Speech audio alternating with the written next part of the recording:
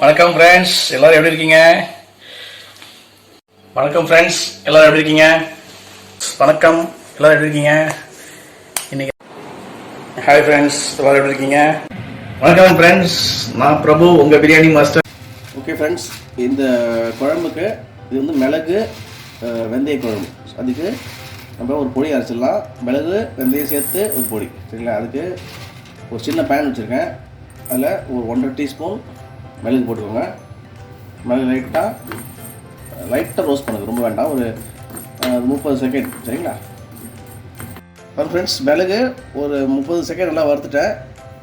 ஒரு 1/2 டீஸ்பூன் வெந்தயம், சரிங்களா? அது மட்டும் போட்டுக்கோங்க. போட்டு அதை கூடவே ரோஸ்ட் பண்ணிக்கோங்க. அப்புறம் சீரகமும் ஒரு 1/2 டீஸ்பூன் போட்டு ஜஸ்ட் ஒரே நிமிஷம் தான், ஸ்லோ ஃப்ளேமில் இன்னும் வதக்கிட்டே இருங்க. கலர் மாறிடும். அதுக்கப்புறம் நம்ம லைட்டாக ஆற வச்சு நல்லா பொடி பண்ணிடணும். வாங்க ஃப்ரெண்ட்ஸ், இப்போது மிளகு வெந்தய குழம்பு செய்யலாம். இது ரொம்ப எப்படி சொல்கிறது, ரொம்ப நல்லது. கோல்டு அதுமாதிரி அஃபெக்ட் ஆயிருந்ததுன்னா இது சாப்பிடலாம். இது ஒரு மருத்துவ குணமிக்க குழம்பு. அதுக்கு ஒரு பேன் வச்சுட்டேன். ஒரு 2-3 டீஸ்பூன் எண்ணெய், சரிங்களா? எண்ணெய் லைட்டாக காயிடும்.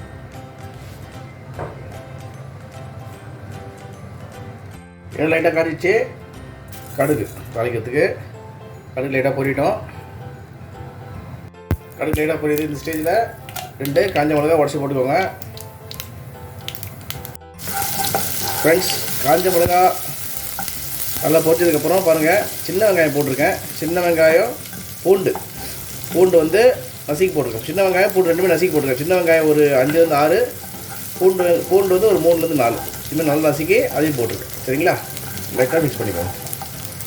பூண்டும் சின்ன வெங்காயம் லைட்டாக வதங்கினா போதும். இந்த ஸ்டேஜில் ஒரே ஒரு மீடியம் சைஸ் தக்காளி அதையும் போட்டுக்கோங்க, சரிங்களா? தக்காளி போட்டு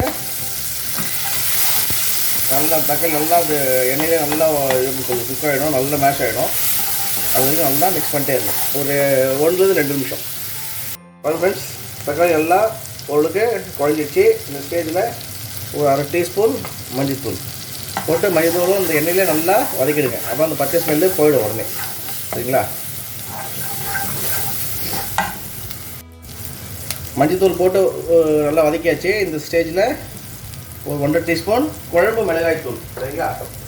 ஸோ ரெட் சில்லி போட்டுறாதீங்க, குழம்பு மிளகாய். அப்போ வந்து திக்னஸ் வரும், நல்லா காரமும் கொஞ்சம் கம்மியாக இருக்கும் உங்களுக்கு. போட்டு அதுவும் அந்த எண்ணெயிலே நல்லா வதக்கிக்கோங்க. மிளகாத்தூள் போட்டு லைட்டாக எண்ணெயில் வதக்கினோடனே அடி பிடிக்க ஆரம்பிக்கும். அந்த ஸ்டேஜில் ஒரு 1/2 கிளாஸ் தண்ணி ஊற்றிக்கோங்க. தண்ணி ஊற்றிட்டு லைட்டாக மிக்ஸ் பண்ணிக்கோங்க. அது எல்லாமே சரியாயிடும். பாருங்கள், இதுவே வந்துடும், சரிங்களா? அப்படியே ஜஸ்ட் ஒரு 2 நிமிஷம் வதக்கிட்டே இருக்கேன். பாருங்கள் ஃப்ரெண்ட்ஸ், மிளகாத்தூள் போட்டு லைட்டாக அந்த தண்ணி ஊற்றி லைட்டாக அப்படி சொல்கிறது நல்லா ஒரு திக்காக வதக்கிட்டோம். இந்த ஸ்டேஜில் நம்ம அரைச்சி வச்சோம்ல மிளகு வெந்தயம் சீரகம், அது ஒரு 2 டீஸ்பூன் போட்டுக்கோங்க, சரிங்களா? போட்டுட்டு நல்லா எண்ணெயிலே நல்லா மிக்ஸ் பண்ணிட்டே இருக்கேன்.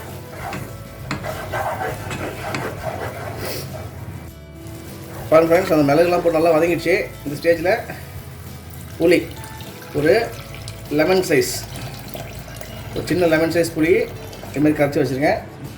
அதை விட்டுக்கோங்க.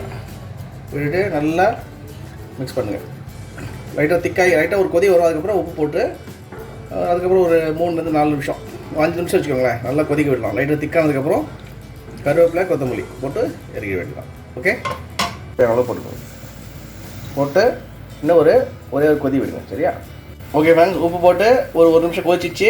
இந்த ஸ்டேஜில் நம்ம கருவேப்பிலை அண்ட் கொத்தமல்லி போட்டு நல்லா மிக்ஸ் கொடுத்துட்டு இன்னும் ஒரு ஜஸ்ட் ஒரு 1/2 நிமிஷம் விட்டுட்டு நம்ம ஸ்டவ் ஆஃப் பண்ணிடலாம். ஓகே.